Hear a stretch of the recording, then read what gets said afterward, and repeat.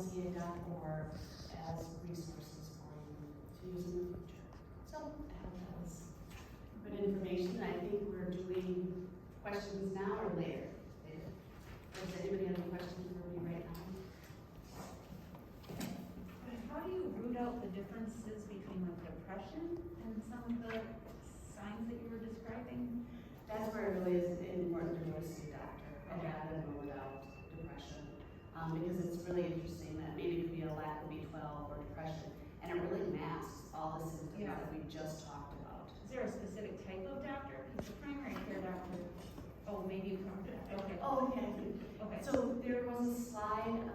She heard it. I Okay. asked her. All right. Sounds great. Anybody else? Any questions?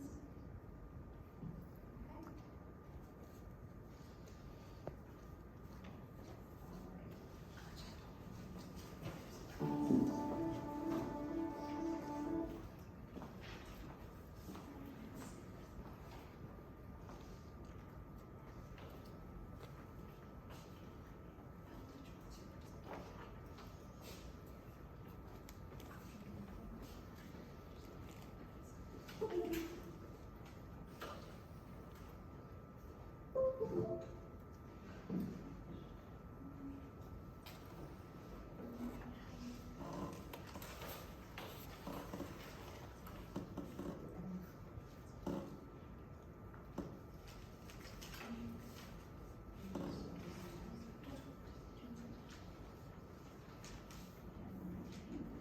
Okay, if I can handle the technology.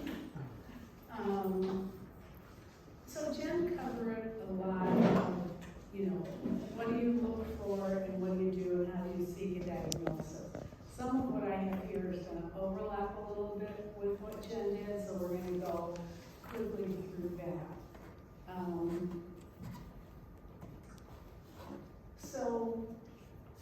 We call this getting your ducks in a row. I found this graphic, which is really reflective of my life, which is my ducks don't even know what rows are. So, when you have a concern about somebody's mood or mental status, the question is, where do I even start? And that Jen covered part of that. The first is identify the concerns. What are you noticing that's different? And sometimes when you live with somebody on a regular or interact with them on a regular basis, you're not quite sure how much things have changed. So I encourage families and concerned loved ones to look back at a benchmark. For instance, last year at your niece's wedding, what was your parent like? And how were they today? And how were they different? Okay, so to look back at, maybe there was a time when they got turned around driving somewhere, because they were going somewhere new. That may not be a big concern, but getting lost on a familiar route between their home and their local grocery store or bank or doctor's office, that might be a cause of concern. So I encourage people to set a benchmark to look back at. And the other thing that can be really helpful is to start a notebook. Because, sometimes you can't see the forest for the trees. So to start a notebook, a diary, whatever works for you, of things that you notice and when they occur. So that when you do seek out a diagnosis and when you do look for help, you have a way to identify what the pattern is that you're seeing. And then, of course, the question is, what do I do now? And certainly, as Jen indicated, the first thing is to seek out some professional guidance about getting an assessment of what's going on. You asked about dementia and depression. They can look very similar, and sometimes dementia and depression come together. Sometimes the inertia that comes with both can actually be neurologic rather than psychiatric. One client described it to me as my get up and go has gotten up and went. Or for others, they describe it as difficulty translating intention to action. Somebody says they're going to do something, and I fully believe they mean that, but they just can't follow through. So that lack of follow-through, is that depression? Or is that an early sign of dementia, which is an impairment in what we call higher executive function, the ability to plan and implement any kind of decision that might typically have been easy for them to do. Again, this is a really confusing time. You know, people feel confused, they feel lost, they don't know where to start. The first step is the diagnostic workup that Jen covered. And then to look for support. There's all different kinds of resources for support for you as family members or care partners. There are a variety of services to support people in their homes, and then there's residential care options. So we're gonna just go over and highlight some of these. The Alzheimer's Association is a wealth of information. They've got just so much really good information on their website. The national website has lots of information for people who are concerned about their memory, for people who have a family member that they're concerned about, and then there's links to finding your local resources. So there's information, there's educational programs, virtual and in person. There's a 24/7 helpline. There's care consultation, which is the opportunity to meet one-on-one with an expert at no charge to help kind of plan what your course may be. And then there are a variety of support groups. I mentioned the support group that I'm involved with, as well as our other co-facilitator, Debbie, in the back there. Debbie. Through the Shorewood Dementia Awareness Work Group, we created a group called Coffee and Conversation for Caregivers. So we've been meeting for about 5 years, once a month. During the warm weather months, we were meeting outdoors near the beer garden. This winter, we're gonna again be going virtual and or maybe do in-person meetings, depending on, you know, we all have to be flexible right now with how we handle things. But that's a really nice group, and Debbie's support, as well as retired family physician, Dr. Edwin Burdick, is really good for the folks who are in the group.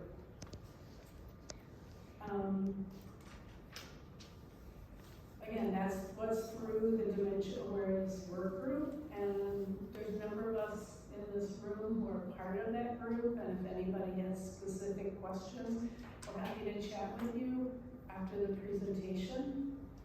The Memory Cafe, which meets at Metro Market one Friday a month, which is really nice. It's a good program for a little bit of fun. And then educational programs. Again, we started out doing this a long time ago. This is the first series we've done in person in 3 years. There's other support groups and educational programs around the community. There's so much to help you. There are geriatric care managers or aging life care managers, which is what some of us here do, which provides individual consultation for families who don't know where to turn. And then there are wonderful counseling services available. I really encourage families to find the support that they need to meet their emotional needs and to help them figure out how to pursue this path that's out in front of them.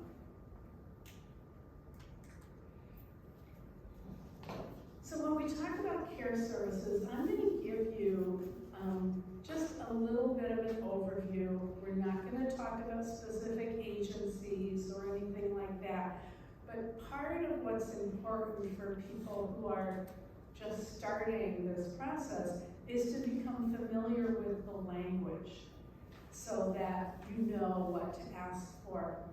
I started out doing helpline calls at the Alzheimer's Association, I don't know, like 40 years ago.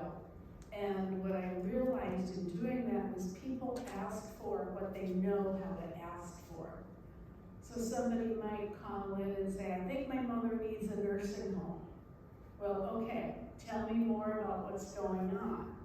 And it may be that they don't need a nursing home. There are other things that would be less disruptive to their life that can help them at this point in time, but if you don't know about it, you don't know how to ask for it.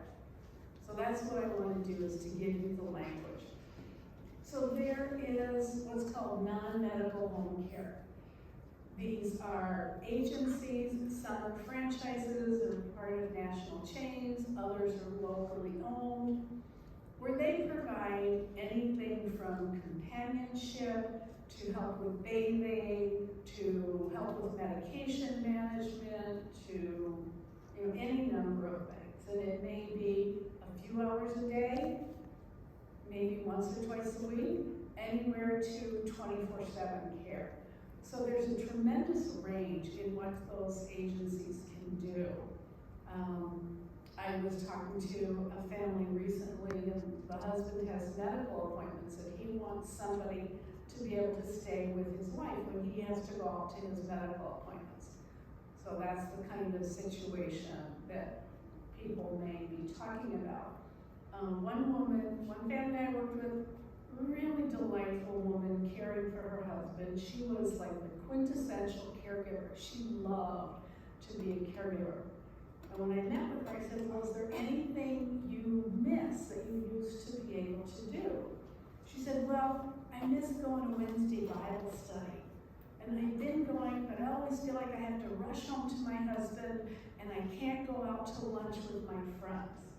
So we got a caregiver in there once a week for a few hours so that she could go to Bible study and out to lunch with her friends afterwards. That made all the difference in the world. When I asked her something else that would be helpful, she said, I haven't been able to get to my ironing. I have a whole ironing basket. So we scheduled a shift for somebody to come in and do her ironing. And the next time I saw her, she was dressed in this white, crisp, freshly pressed blouse, and she was so happy. So it can be the little things like that that make a difference in the quality of life. So that's the non-medical care agencies. There are all kinds of skilled care services that can come into your home. Those are the kinds of things that might be covered by Medicare, depending on the circumstances. Generally short-term is when somebody has a specific medical or therapy need as a result of an illness or a surgery or an accident. So if somebody has a stroke and they need some rehab, or if they're a newly diagnosed brittle diabetic and they need nursing for teaching how to manage their diabetes, those are the kinds of things that fall under skilled care services in the home. Those are generally larger agencies, not entirely, and many of the agencies have this full array of services available to people. But again, those are usually short-term, time-limited, and they're designed not to care for somebody's needs on an everyday basis, but they're designed to help you recover from an event with the goal of getting back to the way things used to be or as good as they can be. Home environment. There are all kinds of things that we can do to look at what's the home environment like. There are, for instance, people that come in and can do a home safety assessment to look at, are there trip hazards in my home? Is the bathroom safe? Do I need grab bars? And if so, where? Could I convert my step-in tub to a walk-in shower? Do I need a stair lift to help with going up the stairs? All of those kinds of things. So there are people who are experts at that. I mean, come in and look at your situation and look at your home and help you with those modifications. They may be minor, like putting a second handrail, going up the stairs to the second floor, or installing grab bars in the bathroom, or they could be major, like a bathroom renovation or building a ramp into your home. There's all kinds of options out there for safety and accessibility. Then there is help with the housework, with handyman services, with doing your lawn, with doing the snow. Shorewood Connects has a spring and fall cleanup. I want to put a plug in for them. They do a great job of helping people who need that kind of support. But there's also people that can come on an ongoing basis to mow your lawn or to shovel your snow, so that's one thing you don't have to worry about.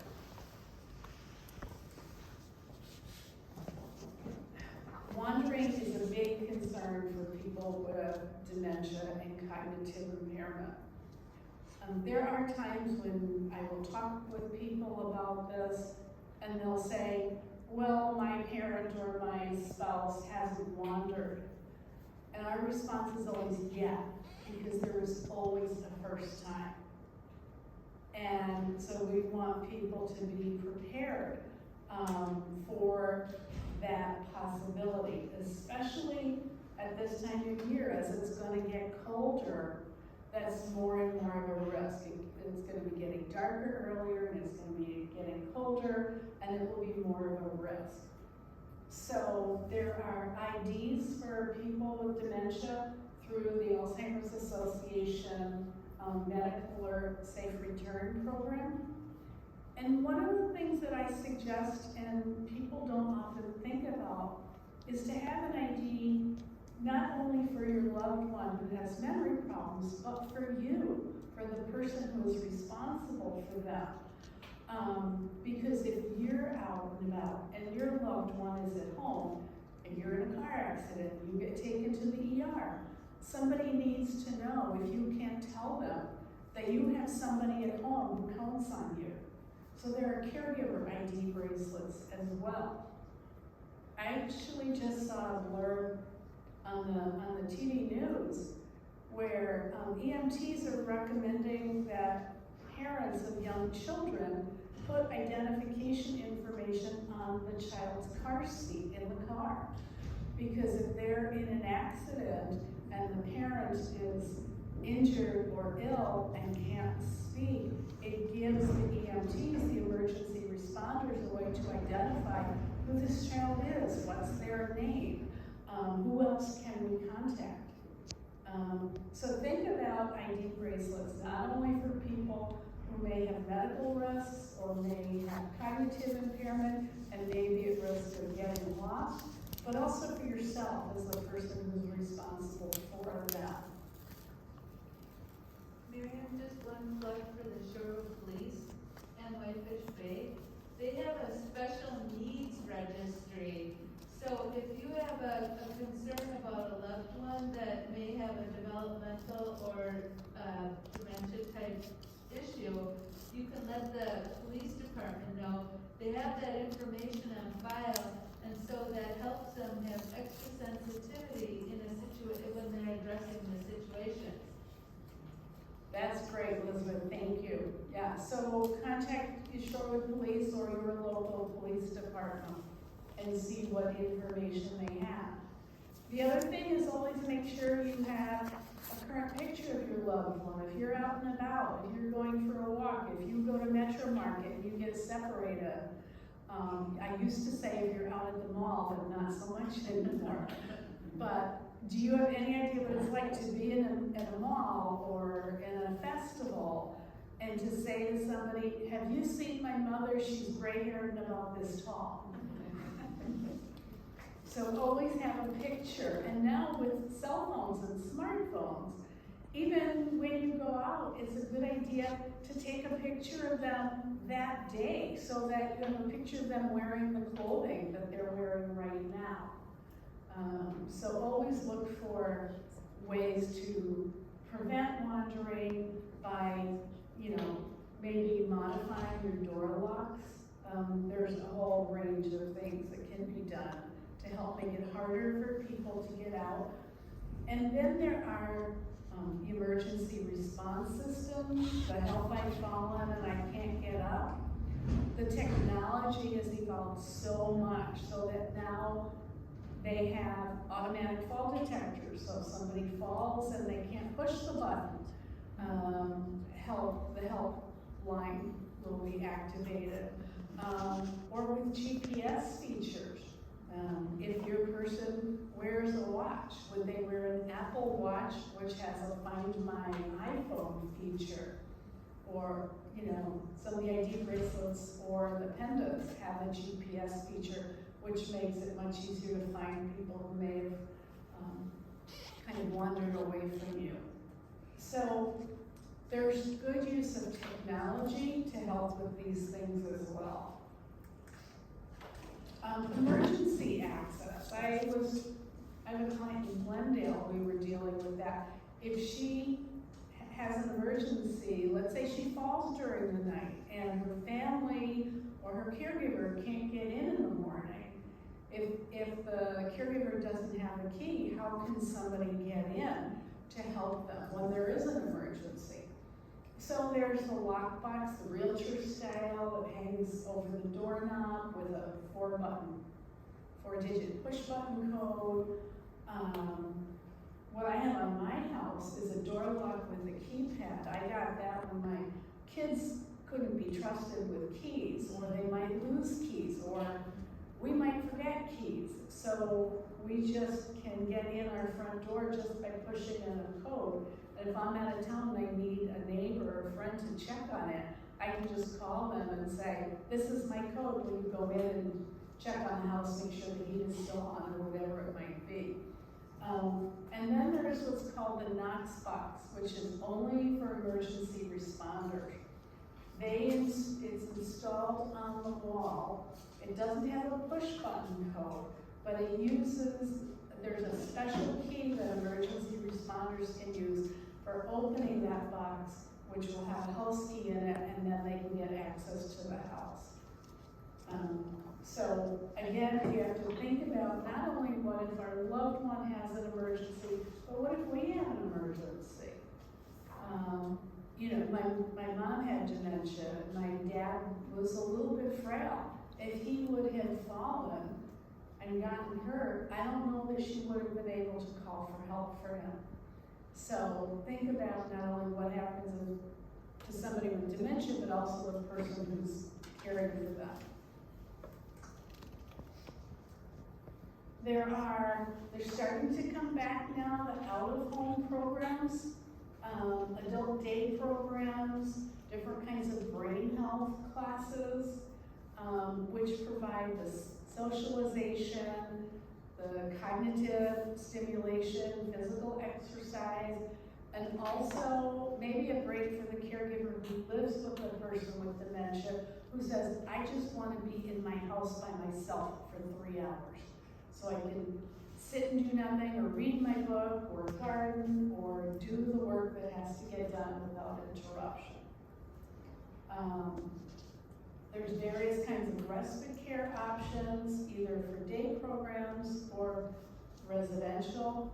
And then the Memory Cafe, which we've talked about, and the Sparks program, which is a really nice partnership with various museums and entertainment venues like Audubon, where they have specific programs for people who have cognitive changes that are like adapted to their abilities and provide a really nice change of scenery.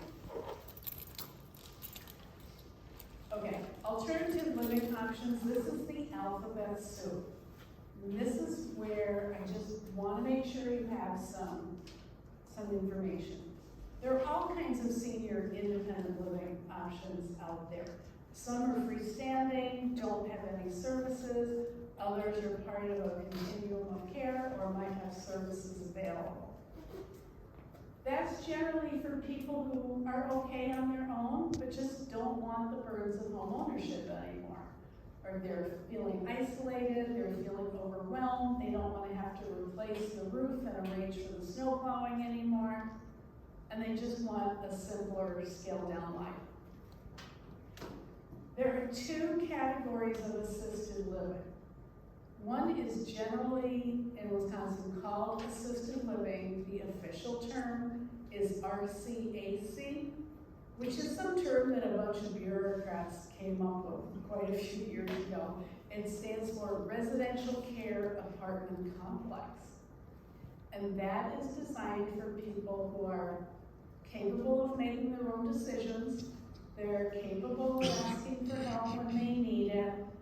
But again, they want to be in a community, they want more people around, they might want somebody to manage their medication for them, or maybe help them with a shower a couple times a week because they're not so steady on their feet.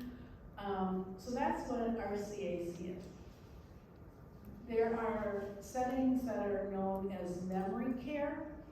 Those are licensed as CBRF, Community-Based Residential Facility.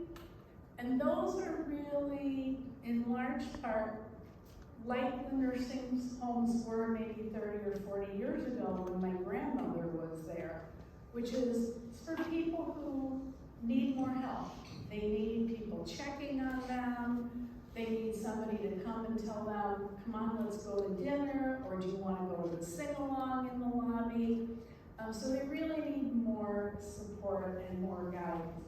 And that's really designed for people who can't ask for help on their own, can't make their own decisions, but need that structure and support around them. And then there are the nursing homes, which are licensed as SNF, Skilled Nursing Facility. And generally speaking, there are two different needs that a skilled nursing facility meets. One is for people who have been hospitalized and need some rehabilitation. So it's called subacute rehabilitation. Their needs are met 24/7, and they get physical therapy, and occupational therapy, and speech therapy, whatever they need, with the goal of returning them either to living in their own home or to another level of care that's more independent than a nursing home. And then there are people who really need nursing home level of care long term. They might have a lot of medical care needs. They might not be able to transfer at all on their own. They need total care. So those are the other folks that tend to be in nursing homes for longer periods of time. And then there are the continuing care communities, which are communities in which there are multiple levels of care, either in one building or on one campus. That can be especially helpful in situations where there are two spouses who maybe have very different needs, but want to be able to spend a lot of time with each other. So one spouse could be in independent living, another spouse could be in memory care, but they would have complete access to spending time together without anybody having to get in the car and drive you. And every continuing care community has their own financial arrangements and has their own profile of the range of care services that they provide. So, are you still confused and perplexed and lost? I'm sure you are, because this is overwhelming. You know, the bad news is this is overwhelming. The good news is there are lots of resources out there to support you, and that there are lots of knowledgeable professionals who can help guide you on this path. Because our goal is to help you turn from that to this, to give you, like, I call us the tour guides in the foreign land of aging services. Somebody who can say, okay, this is where you are, you go down the street and then take a right, and that's where you want to go. So that's our goal, is to give you a little bit of a roadmap. You're going to have a lot of questions along the way, but there's lots of people out there to help you. So thank you very much. And I think we're on to Gary.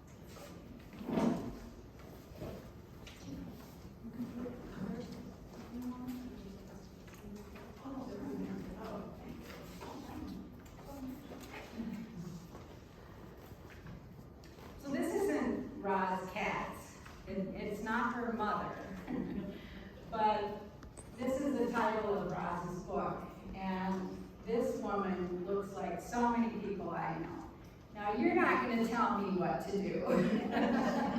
This could be your mother, it could be your spouse, it could be your best friend. And I wanted to start with this cartoon because for me, this book has been more helpful to me personally as a daughter, but also as a professional. And it's as good as any textbook you could find because not only will you learn something, but you'll also laugh at yourself. And there's not a lot of laughter in this subject area, so the more the better. And I'm just gonna read some of it to you. So, you know, just like that, can we talk about something more pleasant? So the daughter goes to meet with her parents and she said, so do you guys do you guys ever think about things? Well, who knows what that means, right? They're all kind of puzzled things, like, and the parents are thinking, you know, we're not gonna get involved in this conversation. So then she tries a different word, and she says, plans? I have no idea what you guys want. Again, she could be talking about dinner or a million other things. Let's say something really happens. And the parents are kind of snickering to each other. Finally, she says, am I the only sane person here? You know what? Forget it. Never mind. Que sera, sera. And later that day, all three of them are going, pass that one by. Didn't have to get into it this time. And like was said earlier from Miriam and Jen, timing is everything. And I want to tell you that when I got this book and I started talking about this subject matter, I decided to practice on with my parents. And it seemed every time that I would be thinking about how to start this conversation, it would be a bad day. They would be discouraged or down, and you know, who wants to have this serious conversation? Which is really what I'm going to suggest to you is that the most important part of planning is the conversation. So most of you or some of you have done retirement planning, estate planning. You've been told to get your affairs in order. And there's one other piece of it, which is really what I wanted to focus on, and that's advanced care planning. I think that's the best term that I've come across. So you'd think that we would be better at this because we've been talking about advanced directives for years and years, and we are actually getting better at it. But there are still lots of people who realize it's important, but haven't gotten around to having the conversation. They don't know how to start the conversation, which is really what this has all been about, is how do you get started? And then even when there's a serious condition and we need to talk about prognosis, the trajectory of the illness, and end of life, so many of us still haven't been able to have that conversation. So this is a great definition, I think, of advanced care planning, and I bolded some of the terms because that's what really stands out for me in this process. It's about learning. That's why you're here. That's why you have this opportunity to learn about the condition and resources. So you're learning about the kinds of decisions that you're most likely to make, and you're considering these decisions ahead of time. So it doesn't really matter when you jump in the process, jump in. And I'll talk a little bit about the process, but as my colleague says, you know, I don't do things in a linear fashion. So, you know, you come and you go, you get back to it, you try it again. And then the most important thing as you work through these questions is letting other people know. Those are going to be your surrogate decision makers when you no longer have, or your family member no longer has the capacity. I'll probably get that energy mixed up a little bit because even, I think has been suggested, that you don't have to have dementia to be doing these things. In fact, it's a perfect time to start the conversation with a lot of people. So would be linear, and this is where I'm suggesting you could jump in anywhere along the process. So planning for the later stages of life, not just end of life. What that means is don't just plan your funeral. You know, there are lots of steps along the way, beginning today, that will lead you to the end of your life and the end that you hope for.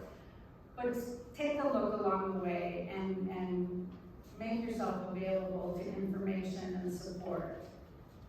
Understand your health condition and its progression. So it's really important to understand not only the diagnosis, but what the trajectory is.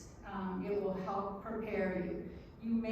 The person may not be ready to hear that on their first visit with the doctor or with the specialist. So again, sometimes you have to hear it over and over again. But I think we're past the days. I often think about when cancer was the word that nobody said. And when in healthcare, you go in, be talking to the family and say, we don't use that word, or we only call it the C word. And I think we're really past that. I hope we are, so that we can ask questions and learn and be better prepared for what's ahead. I'm going to talk more about this whole idea of understanding your values and preferences. Nobody can do that for you, and once somebody has lost the ability to do that, you can't go back. So it's really important for you to talk to everybody in your family about what's important. Now maybe they know that, that you like a certain type of music, or you watch a favorite television show, but do they really know what makes you tick? I was thinking about this the other day, and I have had some clients who really went into a lot of detail about their preferences, and to the extent that I only want orange flavored soda. If I can't tell you what I want, that's what I want. Or, it's really important for me to be able, and this was what I discovered for myself, is that I need the sun and I need to feel the air. And so I don't think my son or my daughter would know that. So I might record that somewhere. And then think about your goals of care. Had a great conversation with a client and a consulting neurologist today. And it seemed like, I think to the neurologist, that the family was grasping for straws and wanting everything possible in this situation. And so she asked, well, what are the goals of care? And it was important because it was different than probably what she thought. It was comfort and joy, moments of joy with the family. It was important, that she be around the people that really cared for her. And it wasn't really about going after every alternative treatment that might be available, but yet they didn't want to overlook something that was going to potentially make a difference in the family member's life. So it's really important to talk about that, and often physicians will bring the subject matter up. Some physicians who, such as maybe neurology or palliative care or some specialists are better at it than primary care physicians, but the primary care physician at least has the benefit of knowing you. So that's usually very valuable in setting goals.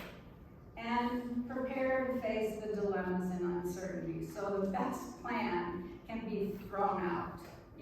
Something else happens. You weren't anticipating such and such to happen, or maybe both parents start having problems at the same time, and you weren't anticipating that, and that just throws all your plans kind of up in the air.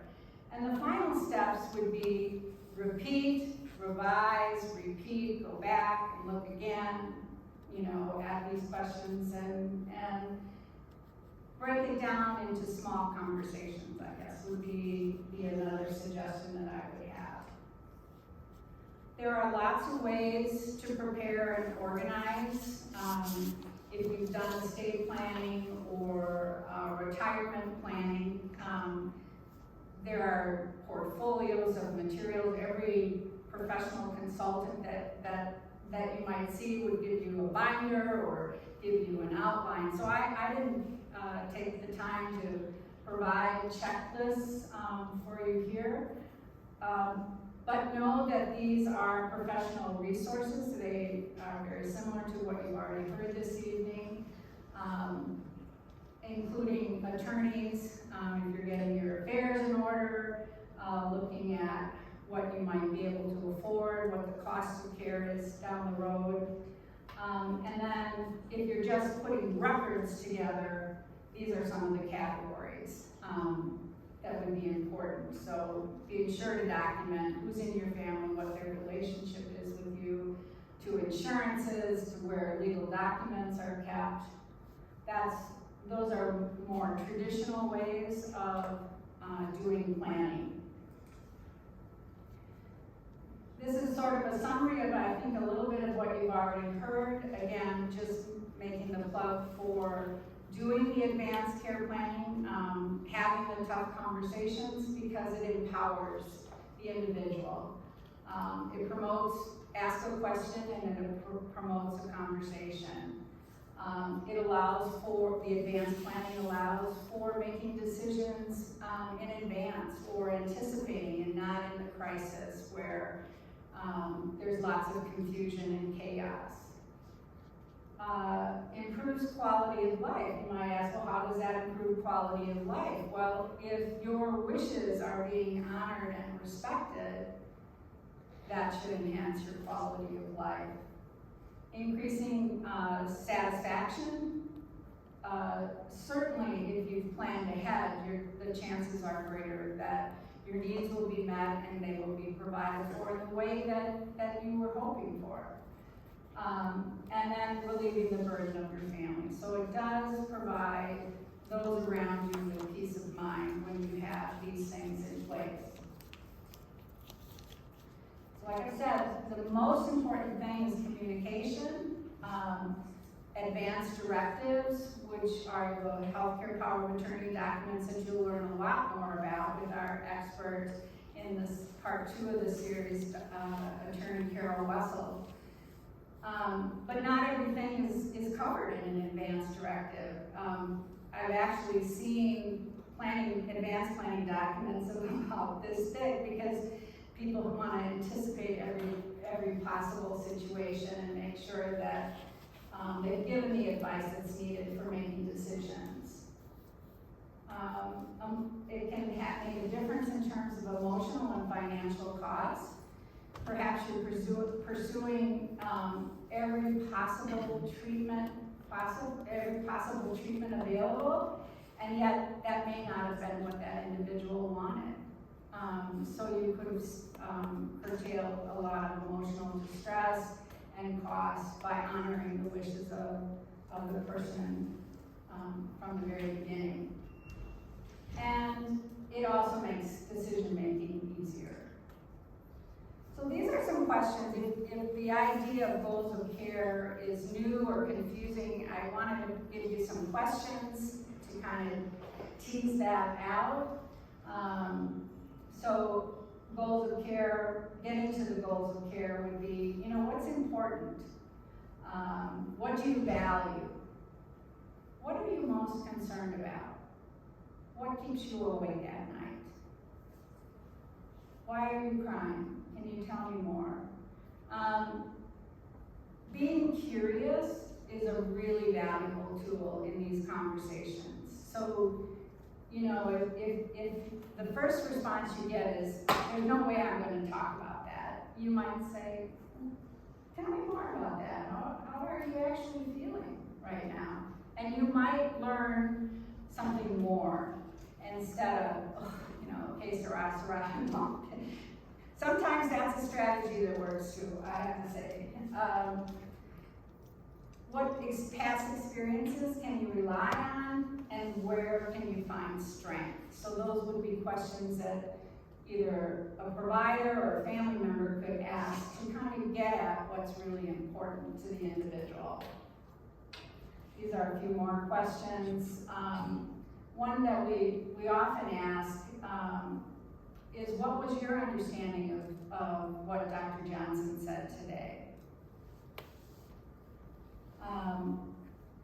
Wanting to be sure to address faith and spirituality, and so it's helpful to know what part that might play in your decisions about continuing care or advanced care planning. If your health is worsening, it's a great time to step back and say, what's going on here? Is this really what we expected? How do we better prepare for what's right in front of us? And what is yours? This is a really good one, you know, and part of any advanced directive is, what is your understanding of life-saving treatments? We can't make the assumption that everybody knows what it means to have chronic renal failure or to have a cancer superimposed on a dementia. So actually talking about these life-saving strategies is really important, so you know where the person's opinion lies. And these are some resources. I revised the slide after I sent it and put the Alzheimer's Association on there, so it's not on this list. This is more of a list of maybe the non-traditional, although the art is on here. But these are great resources that sort of dig into those tough questions, hard conversations, and then also doing some planning.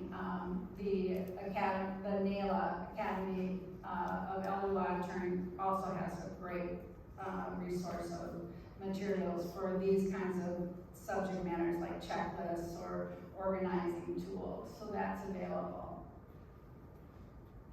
All right, thanks for your attention.